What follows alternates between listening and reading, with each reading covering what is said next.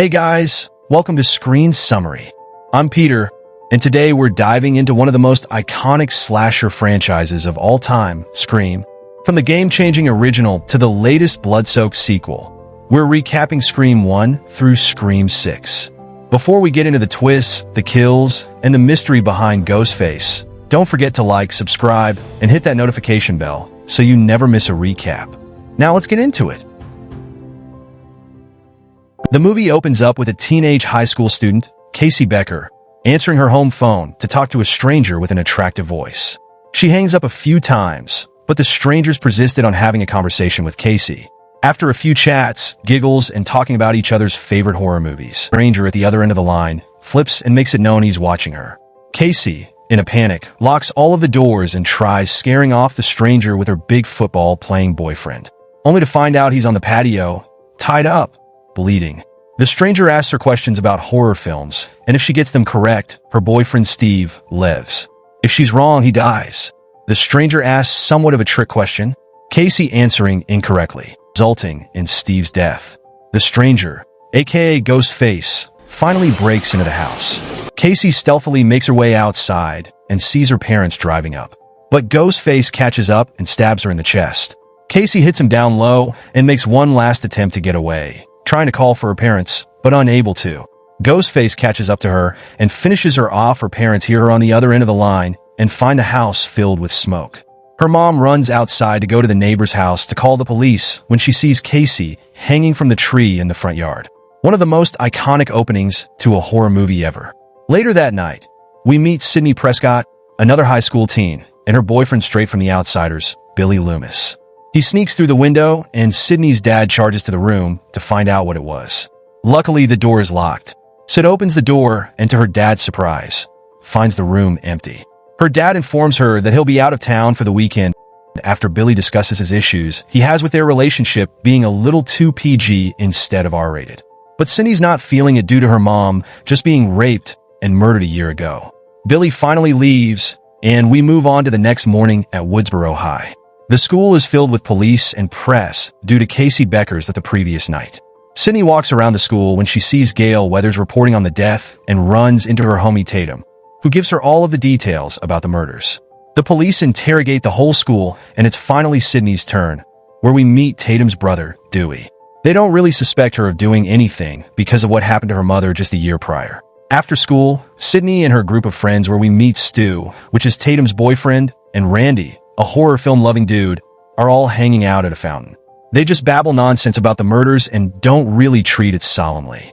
Later into the day, Sydney arrives home where she watches the news, reporting on the death of the two students and calling back to her mother, Maureen Prescott's death. Sydney refuses to watch after that and goes to the other room to nap it out. She wakes up to a phone call from Tatum asking Sid what movie she wants to watch the night after the call.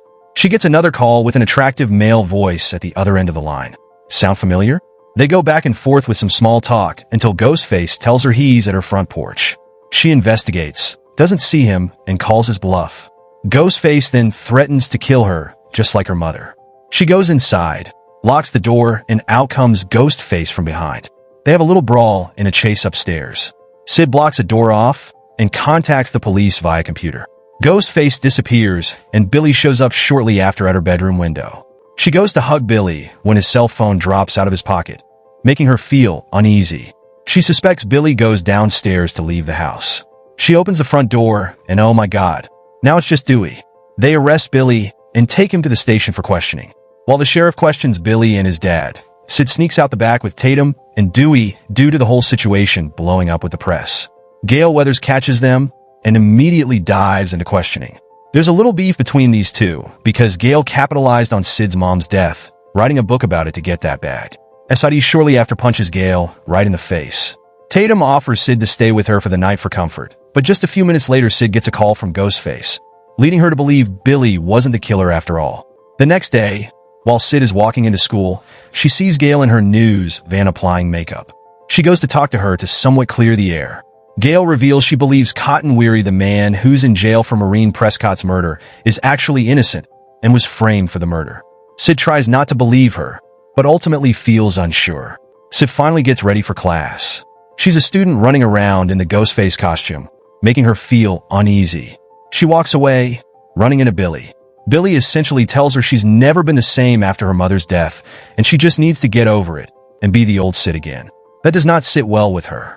She immediately goes to the restroom, sits in a stall, and listens to a cheerleader gossip rudely about her. The cheerleader and her friend finally leave the restroom, allowing Sid to leave the store.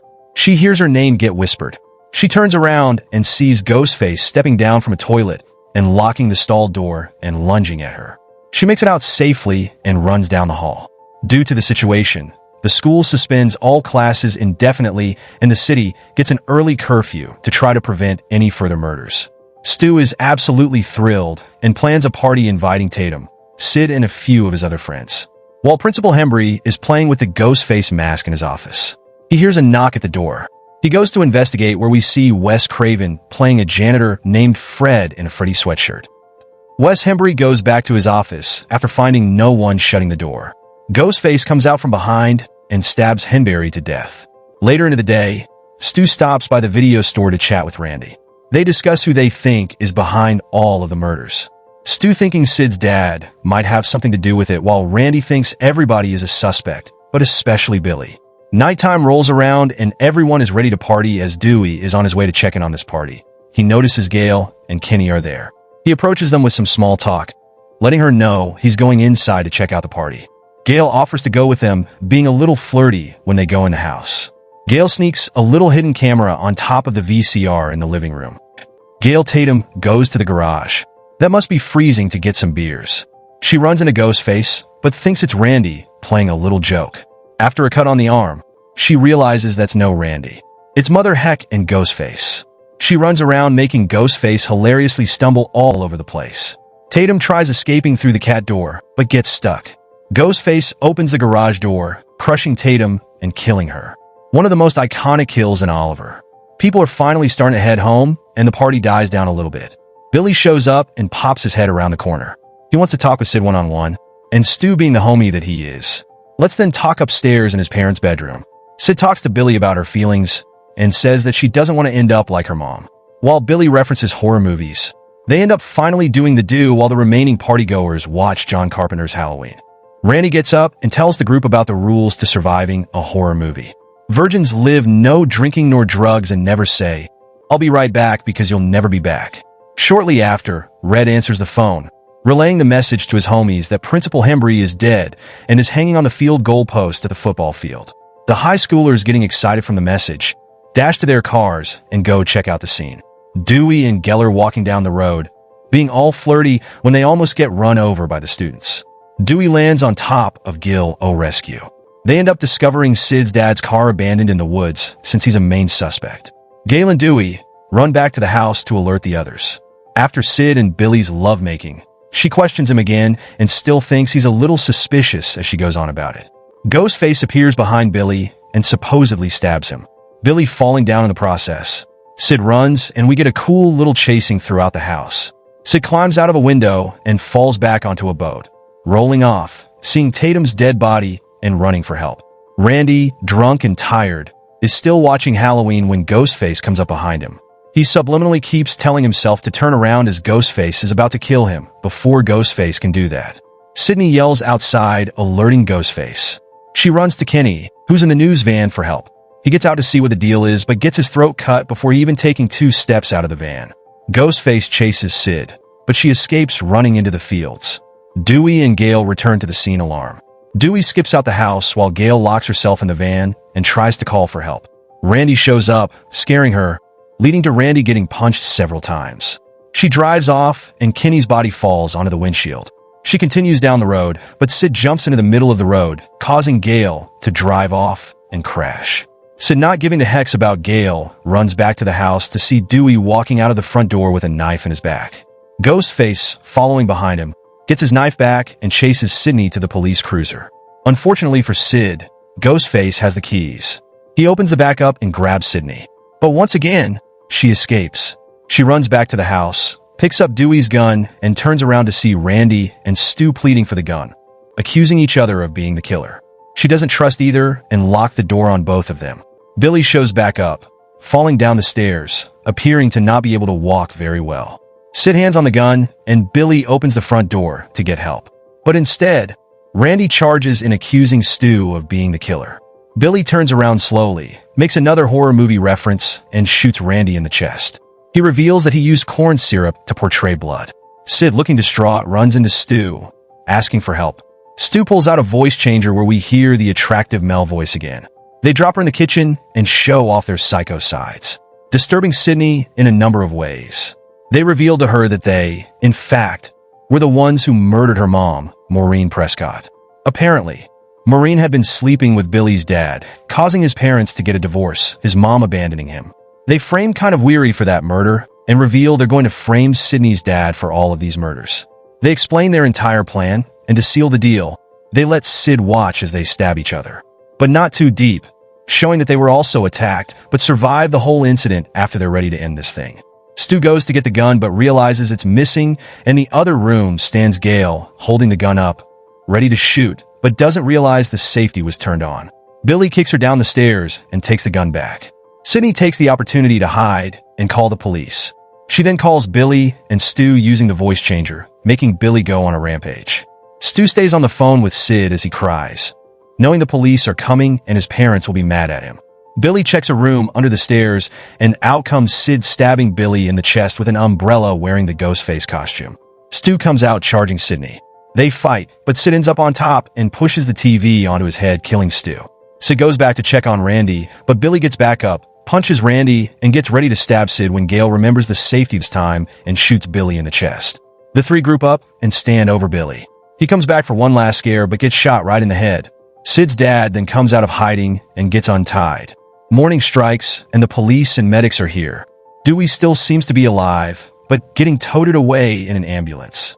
The movie ends with Gail Weathers giving a report on the events that just took place in this house. That's it for today's recap.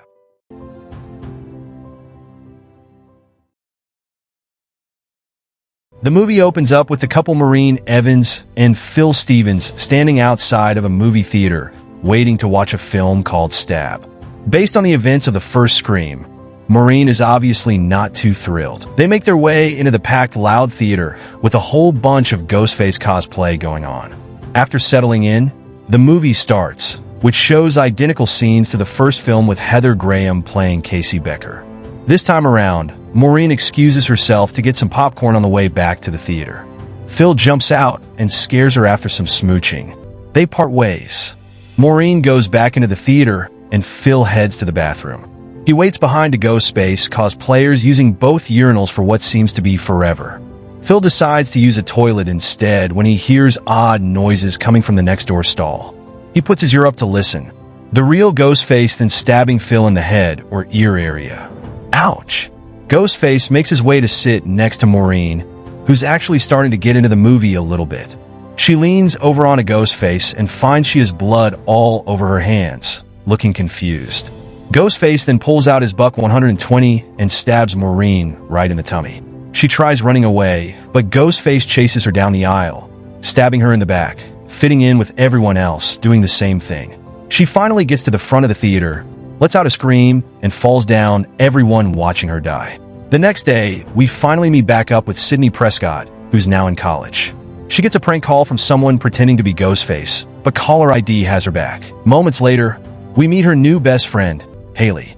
They both find out about the murders from the news, and Sid does not feel too good about it as she leaves her dorm. She gets warm. The first step she takes outdoors by the media due to the connection between her and the stabbed film murders. Later that day, we meet back up with Randy, who's at the same college as Sid, and getting some good movie talking with his film theory class. We meet two of his classmates, Cece and Mickey, who also love discussing film. Sid shows up at the door and calls for Randy to discuss the murders. Sid thinks there's a new killer on the loose, while Randy refuses to believe it. While they discuss and debate, Derek, which is Sid's new boyfriend, shows up to make sure she's all right as the media is stirring up from the murders.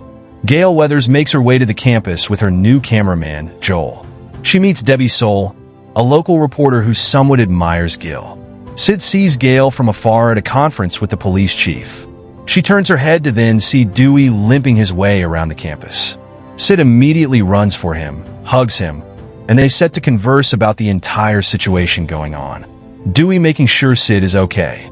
After their little chat, Sid bumps into Gil, who then brings Con Weary, the man who Sydney wrongly accused of killing her mother, Maureen Prescott, to chat with Sid on camera. Sid backhands Gil and walks away. Cotton gets upset. He wants his 10-minute interview to boost his fame. Minutes later, Gil runs into Dewey, who also is not the biggest fan of Gil anymore due to how she portrayed him in her book. Later that night, Sid attends a big college house party, and down the road at another sorority house sits CC from the film theory class. She gets a phone call from Ghostface. She thinks it's a guy she knows, Ted. But minutes later, we get the typical Ghostface murder line. She gets worried and checks around the house when her friend Donnie jump scares her while they're conversing. Ghostface sneaks through the front door.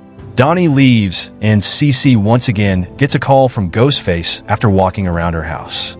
All freaked out and stuff, Ghostface pops out and chases her upstairs. He catches up to her on a balcony. He stabs her and tosses her off back to the house party, where Sid is. That everyone hears about the incident and goes to check it out while everyone goes to the scene. Sid goes back inside to get her jacket when she gets a phone call from a familiar voice. She turns around to see Ghostface charging her. They have a chase scene throughout the house. Sid runs into Derek in the backyard, and he runs inside to find the killer. Dewey also makes his way through the backyard, into the house, and finds Derek cut on the arm, but still alive. Dewey and some other police dudes chat and question Derek, questioning why he went back into the house alone. But Derek has no issue defending himself. The next day, Gil figures out each victim is murdered due to their names matching previous victims. There's a copycat killer trying to replicate the Woodsboro murders. Due to this, it gets a couple of private detectives to shadow her in the meantime. Sid chats with Derek, essentially telling him to stay away from her for his safety. But in reality, she's having some trust issues. Later into the day at lunch, Derek tries proving his love to Sid by weirdly singing "I Think I Love You" in front of the entire cafeteria. He then proceeds to give her his Greek letters, which is supposedly a big frat boy thing later in the day. Dewey and Randy meet up discussing who they think the killers are, and also watch a scene from Stab where Luke Wilson plays Billy Loomis and Tori Spelling plays Sydney at school, seniors rehearsing her play. When she sees Ghostface within the group of people around her on stage, she can't tell whether she's hallucinating or not, but panics either way, disrupting the rehearsal. She takes a breather when Derek shows up with some suspicious timing.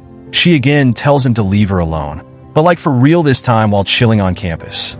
Randy answers Gail's phone, and to his surprise, the killer's on the other end of the line. The killer claims he can see them, so Randy continues to talk to him while Gail and Dewey run around campus, harassing people who are using their cell phones. Randy makes his way by Gil's van when he gets pulled in from behind and tussles with the killer, but eventually gets stabbed numerous times. The killer escapes, and Dewey and Gil find Randy's body.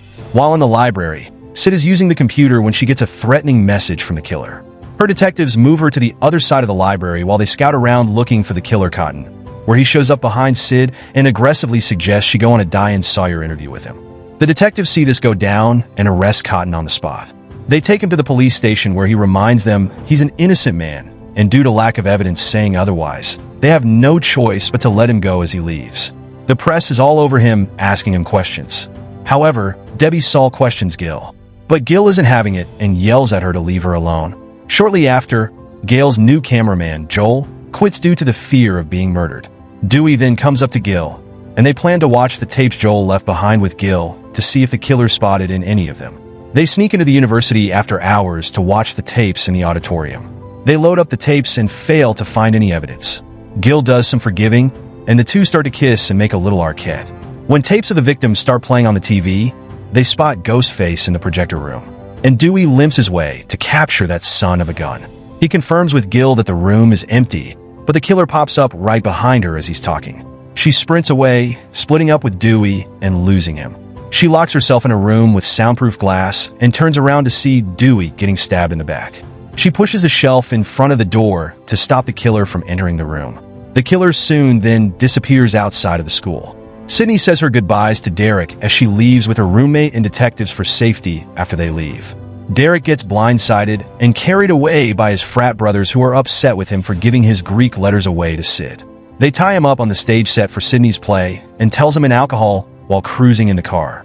The detectives stop at a red light while cracking some jokes with the ladies in the back.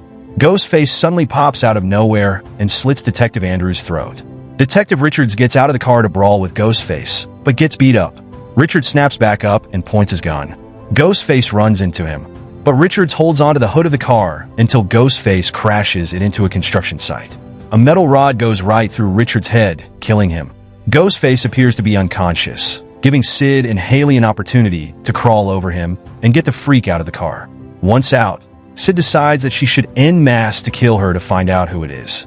As she heads back to the car, she notices Ghostface is gone, but seconds later pops up behind Haley, stabbing her and killing her. Sid runs away and goes inside the campus theater. She finds Derek, who was left behind by his frat brothers, tied up and drunk from the ritual earlier. As she starts to untie Derek, the killer comes up behind her. He unmasks himself. It's Mickey from Randy's film theory class. He uses some psychological tricks, somewhat convincing, said that Derek was, in fact, helping him. Sid stops untying Derek once again, having trust issues, but Mickey shoots Derek right in the chest. Mickey reveals he'll defend himself in court, saying the movies caused him to go on this murder spree. Derek then gets riled up, Mickey alluding to there being another killer, helping him. A door opens on the stage and out comes Gail. Nah, it's actually Debbie Salt, real name being Mrs. Loomis. We find out this is Billy's mother, and she just wanted a good old piece of revenge. She shoots Mickey a few times, who then shoots Gail as he's falling down. Mrs. Loomis reveals she believes the blame. The movie's idea was terrible. It would not favor Mickey. She then goes on about how she's going to frame Mickey for being the soul killer. Sid then hits her on the head with a glass bottle left by the frat dudes. Sid runs behind a door, locks it, and starts using an axe to make the stage props and production fall on Mrs. Loomis, burying her under some foam bricks as Sid tries running away. Mrs. Loomis comes back for more. She almost stabs Sidney when Connor, where he shows up with a gun. He holds them at gunpoint as Mrs. Loomis tries turning Cotton on Sid, but Sid agrees to do the Diane Sawyer interview. Cotton immediately shoots Mrs. Loomis in the head, killing her.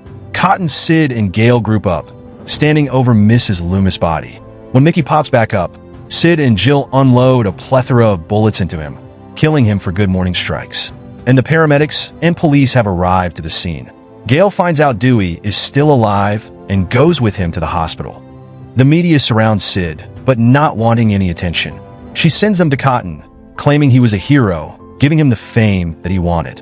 The movie ends with an aerial shot of the school and Sydney being safe again until 2000.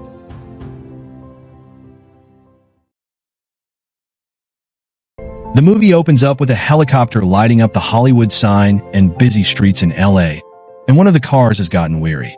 He gets a call from a man with a familiar voice. The killer offers to spare his girlfriend Christine's life in return for Sidney Prescott's whereabouts. Cotton not obliging. The killer threatens to kill Christine and hangs up. Cotton, understandably, speeds home dodging and weaving through traffic. Christine, on the other hand, is chillin', driving off after a shower when she hears what she thinks to be Cotton Weary coming home. It ends up being Ghostface using his nifty little voice changes that portrays other voices, and in this instance is portraying Cotton. The killer chases her until Christine locks herself in a room. Cotton finally arrives home looking for Christine. When he finds the room she's in with stabby marks in it, he bursts in only to get attacked by Christine, who's using a heckin' golf club. Cotton looks confused, tries to calm her down, but Christine genuinely thinks it was Cotton who was indeed trying to kill her while conversing. Ghostface comes from behind and stabs Christine, killing her.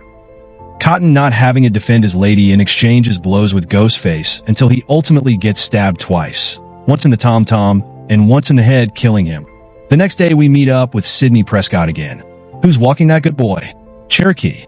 She's living in her own house now, being an over-the-phone crisis counselor. Later, we meet up with Gail, who's lecturing at college. When she gets informed, there's a cop there to see her. That cop being Detective Kincaid. Kincaid tells her about Cotton and Christine's murders the previous night and shows her a photo of the killer left behind. Gail, recognizing it to be Sidney's mother, Maureen Prescott, over at Sunrise Studios, where Stab 3 is being produced. The media is stirring up due to the murders. This causes director of the film Roman Bridger and producer John Milton to argue at studio and film executives about if they should continue to produce Stab 3 or not due to the murders. After we meet the cast of Stab 3, Tyson Angelina, who is portraying Sydney, Tom, who's portraying Dewey, and Sarah, who plays a character named Candy. They just babble about the murders when Gail Weathers shows up to the set. She meets Jennifer Jolie, the actors playing her in Stab 3. But you can smell the beef cooking between these two. They run into Dewey, who has become the technical advisor for the film Dewey. Once again, not the biggest fan of Gail anymore. Despite them having some romances in the past 2 films, later that night, Sid passes out on her couch, and she has a dream about her mom, who was murdered by her ex-boyfriend, Billy Loomis. Sid wakes up in a panic, only to find out it was a terrifying dream. The next day, Katie shows up to the production office. She calls who she believes to be Roman, complaining about her part in the film. While rehearsing her lines on the phone, who she thought was Roman, quickly turns sadistic and threatens to kill her. She runs around the office, all freaked out and stuff. When she comes across the costume, the prop room, probably the worst place to hide with all of the Ghostface costumes around, she decides to hide within them. The real Ghostface then steps out from behind the costumes after blending in and attacks. Eventually, Ghostface punches her through the windows on the door and stabbed in the back, killing her. Later, Dewey and Gail arrive at Jennifer's house, who's having a panic attack. They realize this new killer is killing the cast in the order that they die in Stab 3. Jennifer shouldn't worry, though. She has Joe Swanson as her bodyguard. Nighttime rolls around, and the cast are ripping up their scripts due to the film finally getting shut down due to the murders. In the other room, Jennifer shows Dewey a photo of her. Meanwhile, Gail is spying on them, but not for long as she gets caught by Steven, the bodyguard. He takes her inside where she tells Dewey that the killer left the photo, Maureen Prescott, at the scene of Sarah Darling's murder. Dewey then realizes that the photo of Jennifer was taken in the same exact spot as Maureen Prescott, revealing Maureen had, in fact, been in Los Angeles before she met Sydney's dad. Moments later, Steven walks the perimeter of the property when he decides to snoop around Dewey's trailer as he searches, and he gets a call from that duster. But of course, it's not really Dewey. The killers surprise attack him, stabbing him in the back. Steven puts up a fight for about 2 seconds before getting his head beaten with a frying pan. Dewey, Gail, and the cast all meet up in the living room when they see Steven walking up to the front door before falling to his death with a knife still in his back. The group starts to panic. The lights go out and the killer faxes them, the events going on around them in script form. But Tom really wants to know what's on those darn pages that the killer keeps faxing them. He grabs a lighter to read the last page, and yet Michael Bay is in the chat. This causes the rest of the group to roll down a hill. Dewey finds Gail with Ghostface right behind her. He lands a few shots, Ghostface rolling under the car, and Dewey stumbling down the hill due to that cold python darn powerful kick. Gil, Dewey, Jennifer, and Angelina all meet up and find another picture Ghostface left behind of Maureen Prescott with the words "I killed her" on the back. The next day, Sid shows up to the station, reuniting with Gil and Dewey. She doesn't have answers for Kincaid's questions about her mom, so they go to the lot shown in Maureen's photo while cruising the lot. They come across Martha Meeks, Randy Meeks' sister. She shows them Brandy's lost tapes that he filmed before he died in Scream 2. He essentially talks about the rules of a trilogy, the group taking notes to help themselves out. After Gail goes off on her own to the studio archives to do some snooping, when Jennifer shows up behind her, they team up and go inside where they come across Carrie Fisher playing a lady named Bianca Burnett, who supposedly looks just like Carrie Fisher. Jennifer and Gail bribe her for Maureen's files successfully. When they find out Maureen worked on some horror films with the producer of Stab 3, John Milton. Later said is in the bathroom when she hears a noise coming from the stall. We get a little nostalgia scene from the first Scream as she looks under the stall and sees a pair of boots facing her. She kicks that issue open, ready to blast out for some pepper spray, but it turns out to be Angelina with a Ghostface costume. She claims to just be taking some props from the set. After Sid finds the Stab 3 set, which is an exact replica of the house from the first Scream, she decides to do some exploring. When she eventually gets grabbed by Ghostface through a window, Sid manages to escape and they have a little chase scene throughout the house. She comes across a bloody room where she sees the killer eerily coming at her with a sheet over his head. Sid jumps out of a window and the lights turn on Dewey and some cops running in behind him. They search the house for Ghostface, but to no avail. Shortly after, Sid takes off with Kincaid for safety. While Gail and Jennifer, what do we know about Maureen being associated with John Milton? They quickly go to his office to question him about her, where they see Roman, aka the birthday boy. He's having a party tonight to celebrate. Once Roman leaves, the group questions Milton, who essentially says Maureen did in fact work on some of his films with him, but she was taken advantage of and sexually assaulted at various parties. Later that night, Dewey gets a call from Sydney, telling him to meet her Roman's party in Milton's house. Dewey obliges, and they arrive at the party only to find out Sid was never invited. The group eventually decides to split off in groups of 2 and explore this mansion. Jen and Roman come across Milton's basement, Roman looking through all of it, while Dewey and Gail find a closet that contains the Ghostface costume, along with a doughboy changer that the killer's been using. They immediately split up and look for the others. Gail goes down to the basement, and she finds Roman, who is supposedly dead. Gail then turns around and runs into Jennifer, who then runs into Angelina. They tell her that the killer is in the house. This freaks Angelina the heck out. She attempts running out of the house, but gets caught by the killer and gets killed. The group reassembles and attempts to take out the killer. He stabs Tyson and cuts up Dewey. Tyson attempts to leave the house and contact the police, but Ghostface catches up to him, smashes them through some glass, and throws him off the second-story balcony.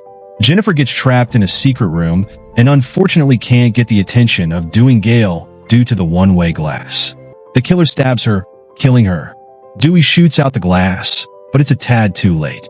Dewey and Gail split up again, and the killer stealthily tries taking Gail away. But Gail fights back, and they fall down the basement staircase, knocking out the killer.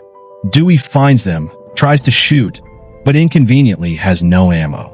The killer stands up and throws his buckle on Tony and knocks out Dewey, who then falls down the staircase. Back at the station, Sid gets a call from the killer, informing her that he is Gail and Dewey threatening to kill them if Sid doesn't come to the house alone.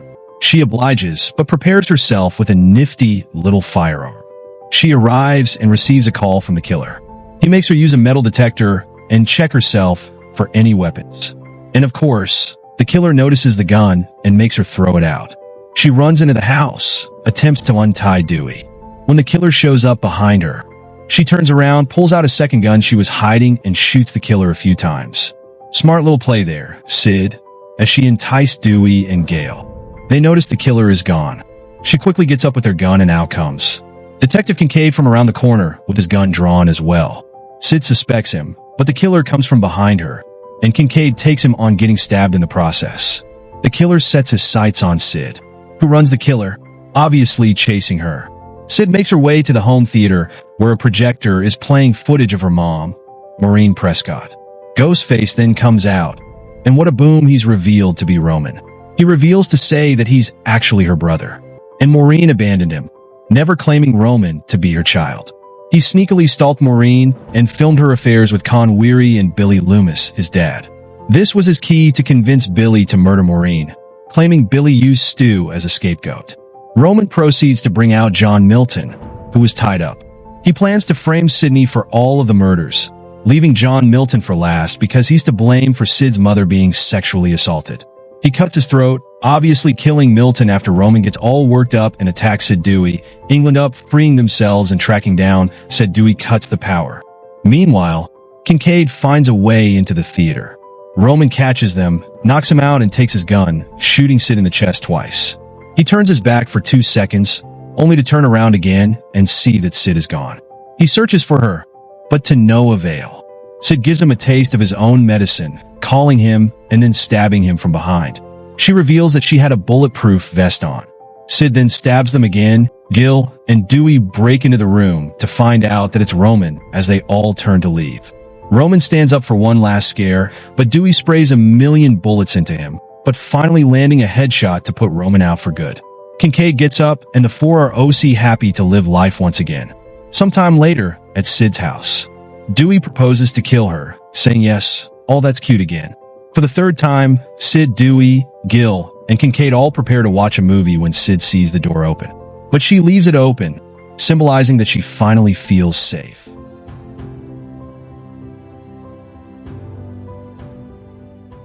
The movie opens up with 2 ladies, Shunny and Trudy, chilling in their house when they get a spooky phone call from a familiar voice. They get a bit freaked out and hang up. The doorbell rings, and they go to investigate. Shunny pokes her head out the door, but the coast seems to be clear. Shunny flips out, tries running out, but gets her throat slit. She falls to her death. Two girls, Chloe and Rachel, then turn off the TV. Not wanting to continue the film, Rachel complains about the movie. She gets popcorn when she comes back. Chloe gets annoyed and stabs her right in the tummy. Ouch!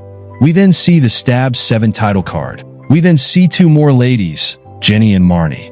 Jenny hears a noise upstairs and goes to investigate, but just prank calls Marnie pretending to be the killer. After some giggles, Jenny makes her way downstairs, not seeing Marnie anywhere. She then gets a phone call from a familiar voice. After getting freaked out a bit, Marnie's corpse gets thrown to the glass door, and in comes Ghostface chasing Jenny.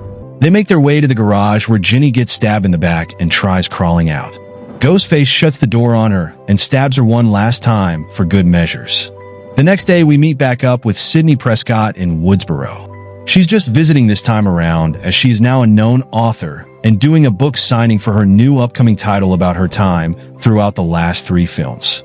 We then see Dewey, who has officially become the sheriff of Woodsboro, where we meet one of his deputies, Deputy Judy, who is definitely crushing on him. We then be back up with Gil, who is jealous of Sydney's success as an author. This motivates her to write her new entry, but is definitely suffering from writer's block. Later that morning, we meet Sydney's cousin, Jill, and her homies, Kirby and Olivia. They make their way to school when Joe gets a call from the killer, asking what her favorite scary movie is, but she gets creeped out and hangs up. They get to school and run into the movie club nerds, Robbie and Charlie. Robbie keeps a little headset on 24/7 streaming his everyday life in the halls. Jill's boyfriend, Trevor, finds his way to her. They talk about some issues they're having in their relationship. Jill makes her way to Sydney's book signing. When Dewey and some other cops show up, they trace the phone that the killer used back to this bookstore's whereabouts. They give the telephone a dial and end up finding it in Sydney's rental vehicle. There's also a knife and photos of Sid with blood smeared all over them. The situation blows up with the media, and everyone finds out about the incident. The police launch an investigation, trying to solve this thing before it gets out of hand. Gail tries talking to Dewey in his office when Judy gets in the way, telling her not to interfere with police business. Dewey takes Judy's side and informs Gail she can't be interfering with police business at the moment. This causing some issues in their marriage. Outside is Rebecca Walters, Cindy's publicist and personal assistant. She a lot like the OG Gail from the first Scream, excited about the murders of the 2 female teens, which she believes will contribute to her success. Later that night, we meet Jill's mom, Kate, which is Maureen's sister. Jill goes to her room, where she gets freaked out by a sneaky Trevor. He creepily tries to calm her down and also gets caught by Sydney. Sid says goodnight and walks out of the room to see Judy very creepily standing there in the shadows and talks to Sid about how they used to go to high school together. Later into the night, Jill and Kirby are laying in bed watching literally one of the best films ever made. Whenever Olivia calls them, we find out Olivia lives just across the street. Moments after the phone call, Kirby gets a call from Ghostface. He does the typical Ghostface lines when he dares her to check the closet. Kirby bravely opens it up, but oh no, that's the wrong closet. Ghostface pops out of Olivia's closet and slashes her up across the street. He kills her and smashes her through the window and waves his little knife around curbs. And Jill get the attention of Sid, and she bravely runs across the street to help Olivia and take down this darn killer. She arrives and finds Olivia. Cut it up! Joe shows up at the door where Ghostface then appears behind her and cuts her up. Sid charges them and takes the killer downstairs and beats the fool up. Sid knocks him out and the police arrive.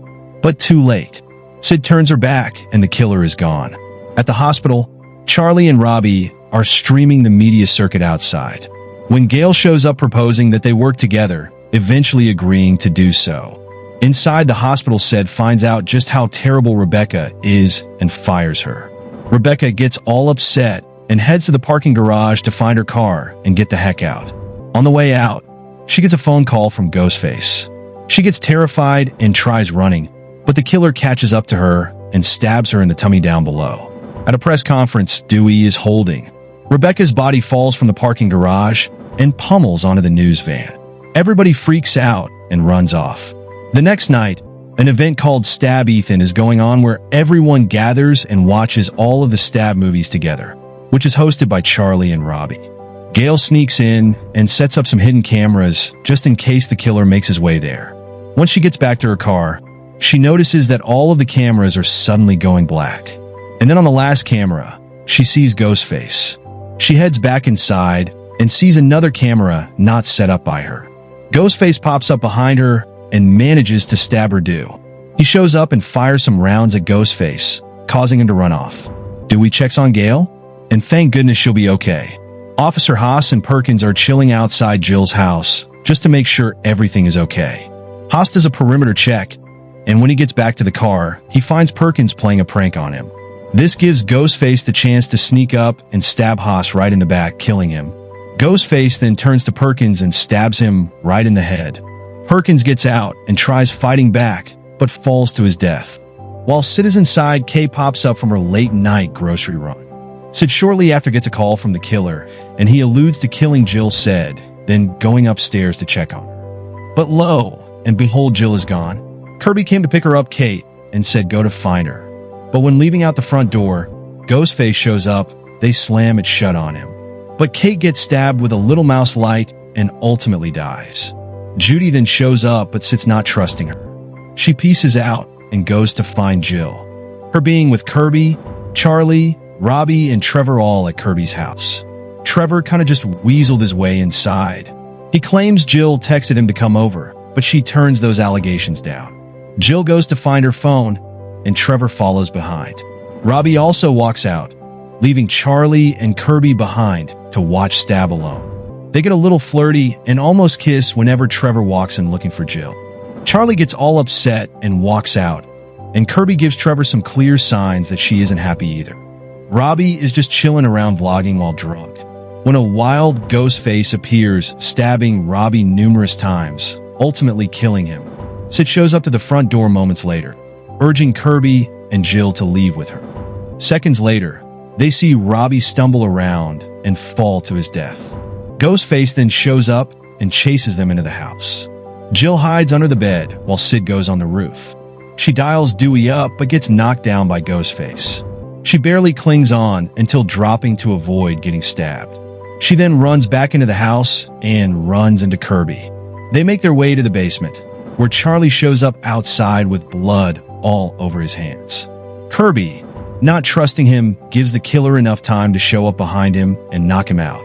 Tying him to a chair, Set runs off to find Jill, while Kirby talks to the killer on the phone and answers all of his questions. She thinks that she answered Ghostface's last question correctly and runs outside to untie Charlie. But Charlie stands up and stabs her right in the belly twice. Charlie runs off and grabs Sid, threatening to cut her throat, but she escapes his grasp and attempts running out of the door, only to get stabbed in the stomach by another Ghostface. Ghostface then takes off her mask, revealing to be Jill. They take her to the kitchen and bring out Trevor, planning on framing him for all of the murders. They shoot him right in the naughty spot and then put him down with a headshot. They explain their motives with it essentially being fame. They believe surviving these murders will give them publicity and all of the fame that they could ever want. They start referencing Billy and Stu and plan to hurt themselves to make it look like they were also attacked. But Jill stabs Charlie right in the heart, not wanting him to survive either. She plans on making him look like Trevor's partner so that she can be the sole survivor. Jill then stabs Sid right in the stomach again, making Sid fall down. Jill then starts preparing to wound and injure herself to make it look like she was attacked. She rips out her own hair, stabs herself, and throws herself into a frickin' glass table. She lays herself by Sid. When Dewey and Judy show up with the police force where they see all of the mayhem that just occurred, Jill gets wheeled out where she gets a taste of all of the fame that she worked so diligently for finally in the hospital. Dewey tells Jill that Sid might just make it. Jill, not having it, waits for Dewey to leave and then sneaks out of her room to finally put out Sid once and for all. When she gets to Sid's room, they tussle for a bit. When Dewey shows up, but Jill knocks him out. Jill and Judy show up, but Jill holds them at gunpoint. Gail distracts Jill when Sid comes from behind her and defibrillates her in the cranium. The survivors group up when Jill comes back for one last scare. Sid turns around quickly, and John Wicks, where everyone else ends up living, and the cameras fade to black. The movie opens with Tara finding herself alone at home when the phone suddenly rings. A voice on the other end claims to be Charlie, asking for Tara's mother and mentioning a different number. Charlie stays on the line, asking her questions about horror movies. Tara expresses a preference for newer, more psychologically intense horror films like The Babadook, Hereditary, and The Witch. However, Charlie steered the conversation toward classic stab movies, especially focusing on the original. Suddenly, the tone of the call turned terrifying. The voice on the phone revealed that he had cloned Amber's phone and was currently outside Amber's bedroom. He threatened to kill Amber if Tara didn't answer his questions correctly. Under pressure, Tara got a question wrong. Suddenly, Ghostface broke into the house, sending Tara into a panic. She rushed to open the door, but Ghostface slashed her stomach. Desperately, she tried calling the police while Ghostface taunted her over the phone, relentlessly trying to break in. He eventually forced his way inside, stabbing Tara in the hand and twice in the side before breaking her foot in the struggle. Moments later, the police arrived, forcing Ghostface to flee. Tara was left alive but severely injured, with 7 deep wounds. Meanwhile, in Modesto, Tara's older sister, Sam, was walking with her boyfriend, Richie, when she received a call from Woodsboro police informing her that Tara had been attacked. Concerned, Sam and Richie rushed back to Woodsboro, discussing the stab movies along the way, trying to piece together any connection between them and the recent attacks. In Woodsboro, Tara's friends, Amber Freeman, Chad Meeks Martin, and Mindy Meeks Martin, gathered to talk about the attack and Sam's return. Nearby, a creepy guy named Vince Schneider continued to harass Liv McKenzie, Chad's girlfriend, despite her clear disinterest. Vince, as it turned out, was the son of Judy Hicks, the former deputy who had since become the sheriff of Woodsboro. Tara wakes up in the hospital and texts her friends, who all go to visit her. When Sam arrives, she makes her way to Tara's room, where she finds Tara's friends already gathered. Tara's face lights up with a mixture of surprise and happiness upon seeing Sam. It had been 5 years since Sam left Woodsboro. However, the reunion is short-lived, as Sam asks everyone but Richie to leave the room. Richie waits outside while they talk. Later, the friends gather at a pool hall, where they discuss Sam and how she abandoned her family after discovering the truth about her father. Vince Schneider, once again trying to make a move on Liv, gets confronted by Chad. When tensions rise, Vince pulls out a knife, but before things escalate further, the bartender throws them out of the bar. Later that night, Vince notices a car's headlights turn on. Approaching cautiously, he finds no one in sight. Suddenly, Ghostface appears and stabs him in the neck, leaving him to bleed out. Meanwhile, Sam and Richie stay at the hospital with Tara. While taking her medication in the bathroom, Sam has a hallucination of Billy Loomis, the original Woodsboro killer. Billy taunts her, implying she knows the true reason behind the attacks and hinting at a deeper connection. Suddenly, Sam receives a terrifying call from Ghostface. Before she can react, he attacks. Sam manages to escape and urgently reports the assault to an officer. Sheriff Judy Hicks arrives, and suspicion is cast on Richie. Judy, recalling Sam's troubled past, suggests she and Richie leave town for their own safety. However, Sam refuses, wanting to protect Tara.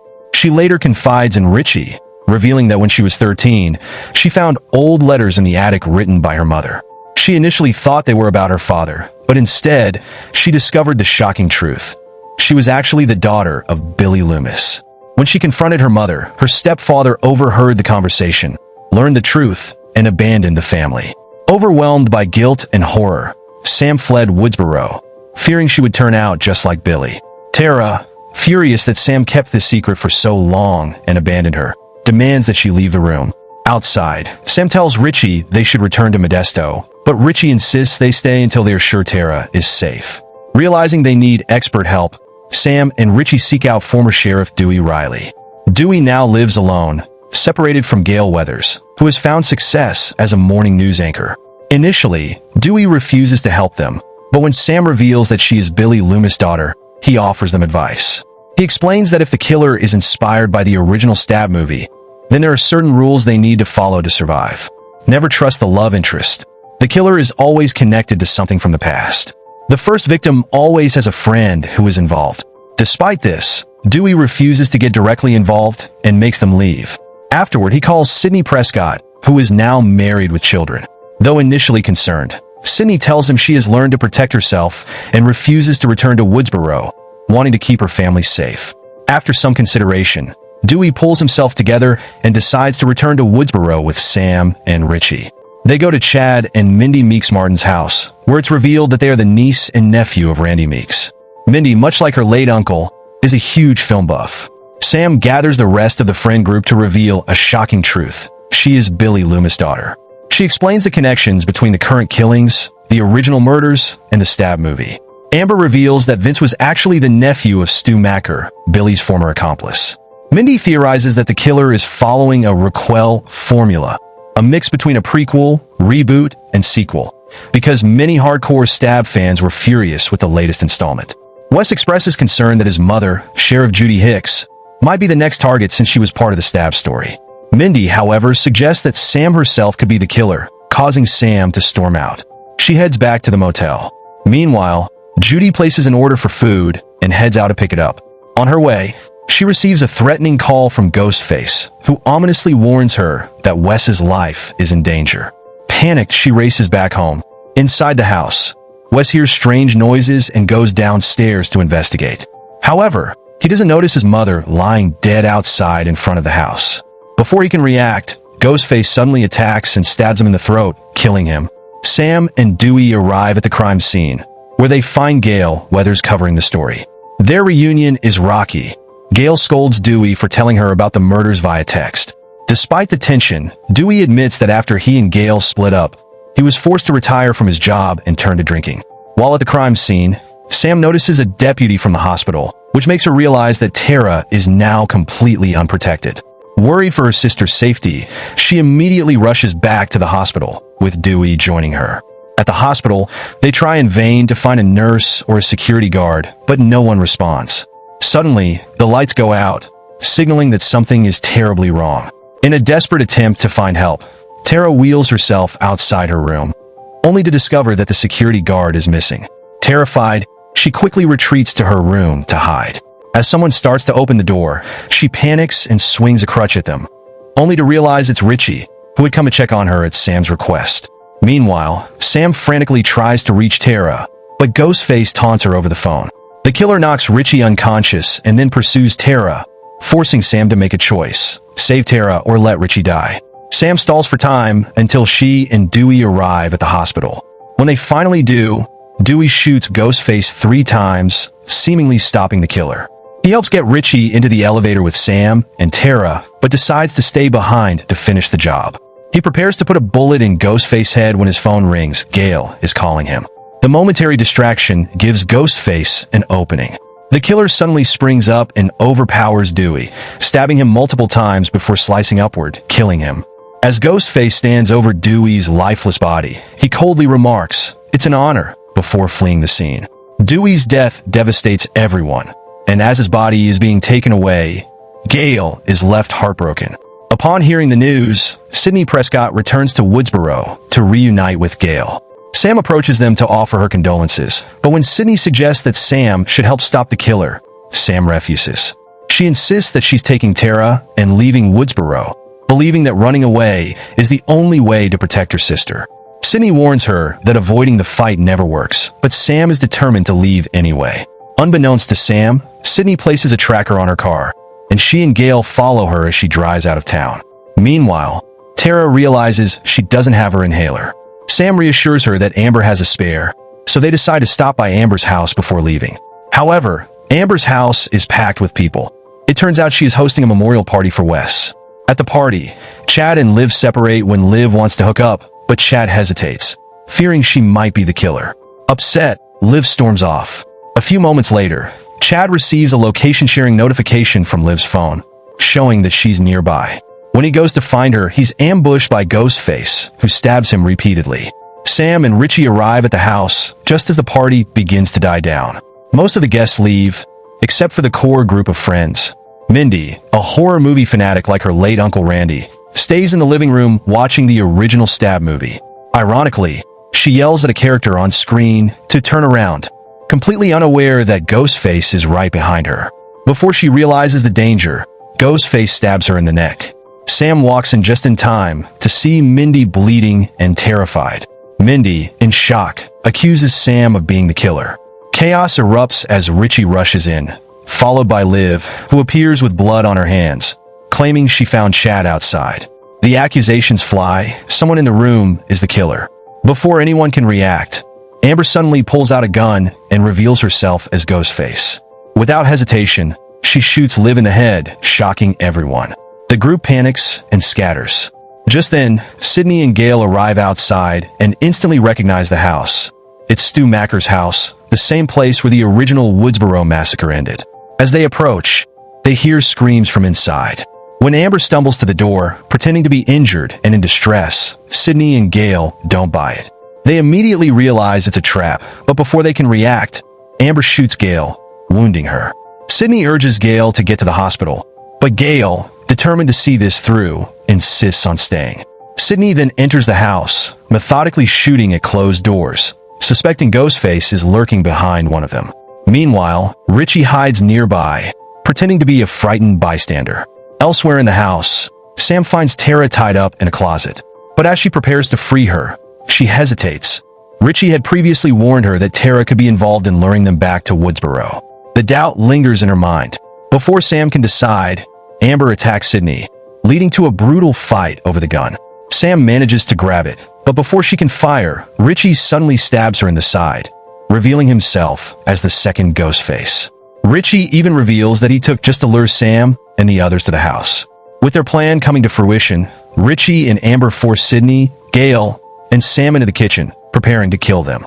But first they explain their twisted motive. Dissatisfied with the latest stab movie, claiming it strayed too far from the original, they decided to create their own perfect prequel. Their plan? Bring back legacy characters and the original protagonist to craft the ideal stab sequel. They also want to prove that hardcore fans like them aren't toxic, just passionate about the franchises they love. To cement their version of the story, they intend to frame Sam as the true villain. However, when Amber goes to check on Tara, she discovers that she's escaped from the closet. Before Amber can react, Tara ambushes her, striking her with a crutch. Meanwhile, Sam struggles against Richie in a desperate fight for survival. Amber stumbles back into the kitchen, where Sydney and Gail are waiting. Fueled by vengeance for Dewey, Gail takes charge of the confrontation. Sydney smashes a jar of hand sanitizer over Amber's head before Gail shoots her. Amber falls onto the stove, and within seconds, flames engulf her. Meanwhile, Richie prepares to kill Sam, taunting her about how this was always meant to end. But Sam manages to grab a concealed knife and stabs him in the face. With a relentless fury, she viciously stabs him over and over before slashing his throat. As Sydney and Gail regroup, Amber, burned but still alive, suddenly springs back to life, screaming in one last desperate attack. But before she can strike, Tara shoots her in the head, ensuring her reign of terror is truly over. To make sure Richie is dead, Sam takes Sydney's gun and fires one last shot at him. As the police and medics arrive, it's revealed that both Chad and Mindy have survived their injuries. Sam thanks Sydney and Gail for their help, even after she initially refused it. Gail decides that her next book will not be about these killings. Instead, she chooses to write about Dewey's heroism, ensuring that the killers fade into obscurity rather than becoming infamous. As Sam and Tara head to the hospital together, news reporters swarm the crime scene, desperate to cover yet another bloody chapter in Woodsboro's history.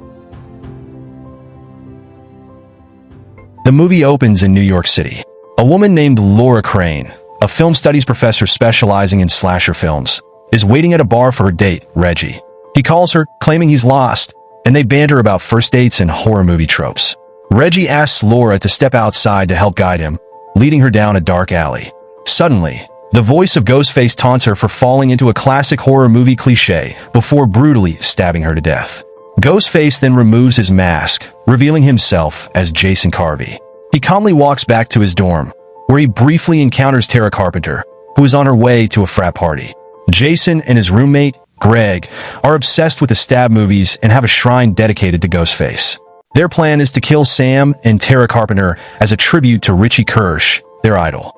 Laura was their professor, and Jason had been annoyed at how she graded his paper on Dario Argento. Jason receives a call from someone using the Ghostface voice, claiming to be Greg. Following the instructions given, he discovers Greg's severed remains stuffed inside their fridge. The real Ghostface then attacks Jason, stabbing him repeatedly. Jason protests that he needs to finish Richie's movie, but Ghostface coldly replies, "Who gives a damn about movies?" before delivering the fatal blow. Meanwhile, Sam Carpenter is in therapy with Dr. Christopher Stone, struggling to recover from the last killing spree in Woodsboro. A rumor has spread that she orchestrated the massacre, blaming Richie and Amber Freeman because she is the daughter of Billy Loomis. Dr. Stone grows uneasy when Sam admits that she felt a sense of satisfaction killing Richie after his betrayal.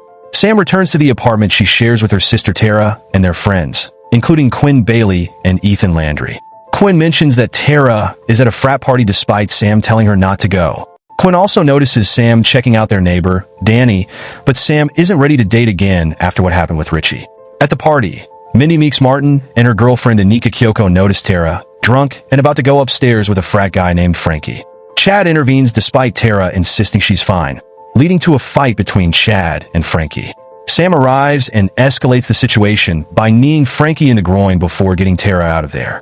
Tara, however, is furious at Sam for being overprotective and interfering in her personal life. A group of women harasses Sam, throwing a drink at her and calling her a murderer.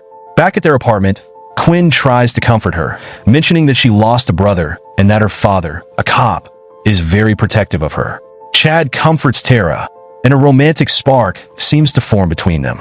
Meanwhile, Sam secretly hooks up with Danny, revealing they have been seeing each other for months. However, she keeps it a secret from her sister and friends, fearing their judgment after everything that has happened. Later, the group watches the news and learns about Jason and Greg's murders, along with Jason's killing of Laura. Realizing Ghostface is back, Sam insists they need to leave, but Tara refuses. Mindy and Chad also find the situation suspicious, knowing that Ghostface never stops with just one attack. Detective Wayne Bailey, Quinn's father, calls Sam and asks to speak with her. He informs her that someone stole her driver's license and planted it at the scene of Jason and Greg's murders. Concerned, he requests that Sam come to the police station. As she heads there, Tara insists on coming with her. While walking, Sam receives a call from Richie Kirsch's old number. Hesitantly, she answers, only to hear Ghostface taunting her, blaming her for the last Woodsboro murder spree. Suddenly, Ghostface emerges and lunges at Tara. Sam manages to push him off, and the sisters sprint into a nearby bodega. Ghostface follows them inside and kills 2 customers. The store's manager grabs a shotgun and tries to stop him, but Ghostface gets the upper hand, stabbing him before turning the weapon against him and shooting him dead. The killer stalks Sam and Tara through the aisles, but they manage to topple a shelf onto him and escape just as the police arrive. By the time authorities storm the store, Ghostface has already fled out the back, leaving his mask behind. At the police station, Bailey informs Sam and Tara that the FBI is now involved. They soon meet Special Agent Kirby Reed, a Ghostface survivor from the 2011 Woodsboro killings. Kirby and Sam recognize each other from high school, and she expresses sympathy for their shared trauma. As the sisters leave the station, they are swarmed by reporters, including Gail Weathers.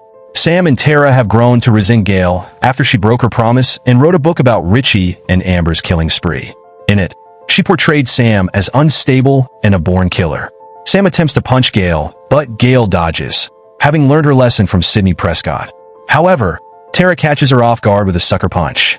Gail tries to explain herself, mentioning that Sidney is staying out of this ordeal to protect her husband and kids.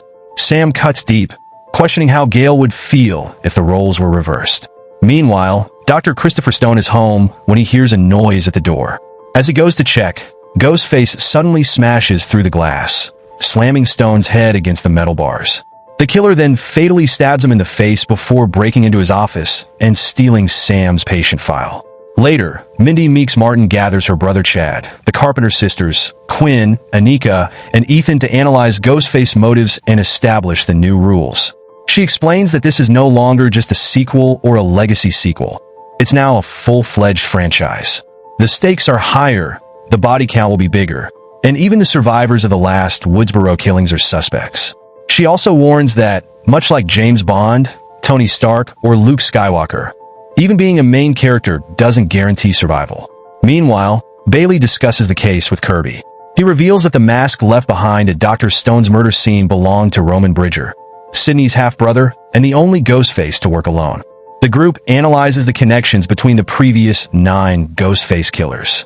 Kirby recalls facing Sydney's cousin, Jill Roberts, and her partner, Charlie Walker, while other Ghostface killers include Stu Macker, Nancy Loomis, and her partner, Mickey Altieri.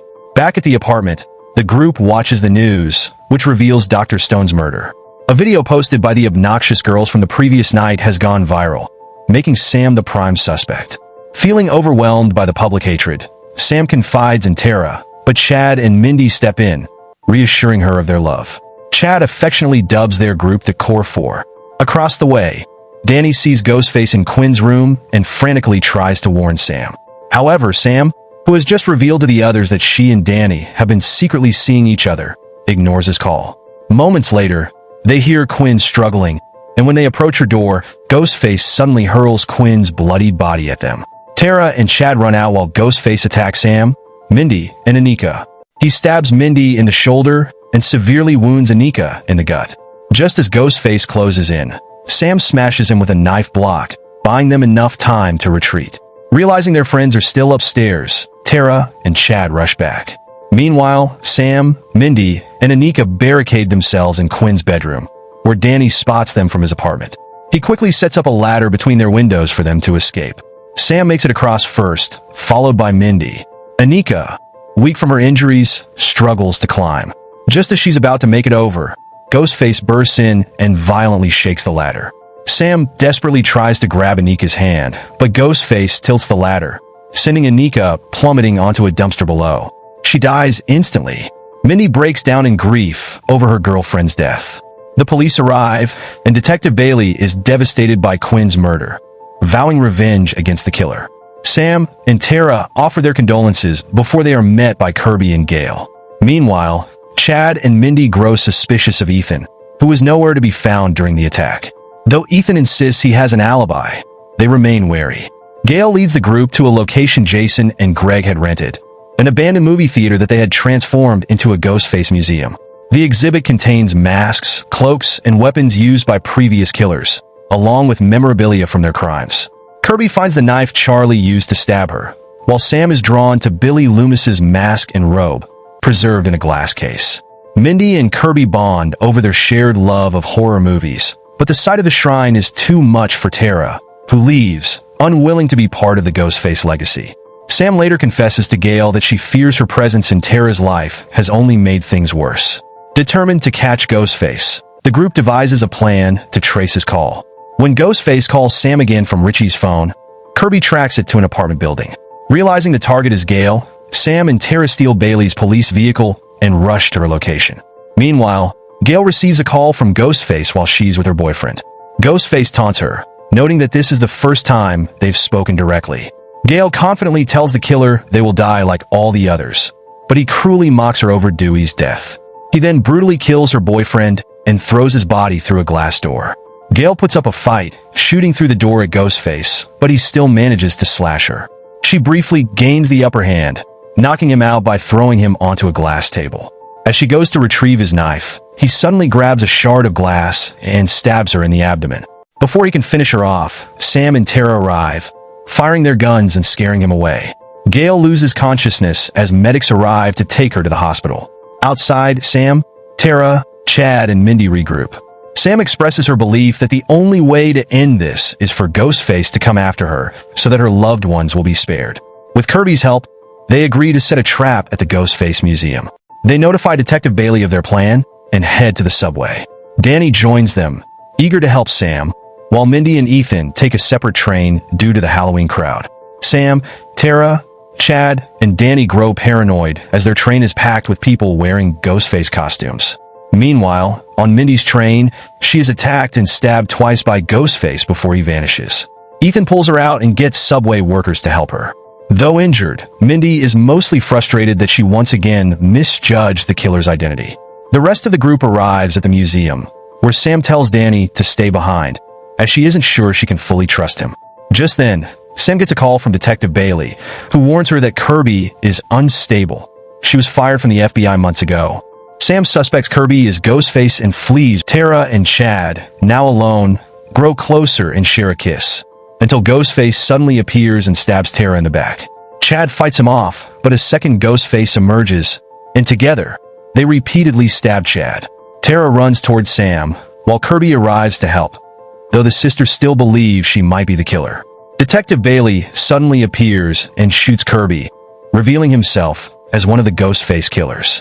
The other two Ghostface step forward, making this the first time there have been 3 killers. The first removes his mask. It's Ethan. The second, initially believed to be Mindy, unmasks to reveal a very much alive Quinn. The trio is revealed to be a father, son, and daughter.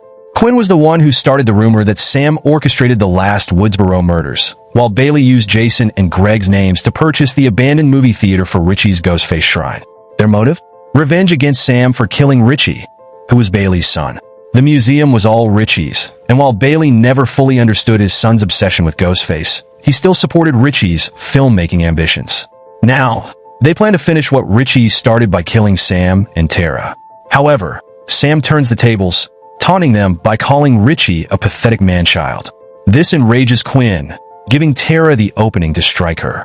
Sam stabs Ethan before fleeing with Tara. The sisters make their way to the balcony, but Ethan lashes out, causing Tara to dangle over the edge while Quinn corners Sam. Tara urges Sam to let her go. With a moment of trust between them, Sam hands Tara the knife before releasing her grip. Tara plummets, but not helplessly. She drives the knife into Ethan's mouth and twists it, killing him. Meanwhile, Sam taunts Quinn over losing yet another psycho brother. Furious, Quinn charges at her, only to be shot in the head. Bailey, now enraged at losing both of his children, prepares to attack Sam, but she is out of bullets. The two charge at each other, tumbling over the balcony. When Bailey wakes up, he hears Sam's voice, but distorted through a Ghostface voice modulator. She has him cornered and proceeds to stab him repeatedly. Before delivering the final blow, she tells him that while her father was a killer, she is better than him. But since he dared to mess with her family, she ensures his end by stabbing him through the eye. Sam and Tara reconcile over their strained relationship, only to be interrupted when a barely alive Ethan makes a final attempt to attack. However, Kirby finishes him off by crushing him with the very same TV that Sydney used to kill Stu Macker. Danny arrives with a group of officers, and the survivors receive medical attention. Tara mourns Chad, believing him to be dead, until he is wheeled out, badly injured but alive.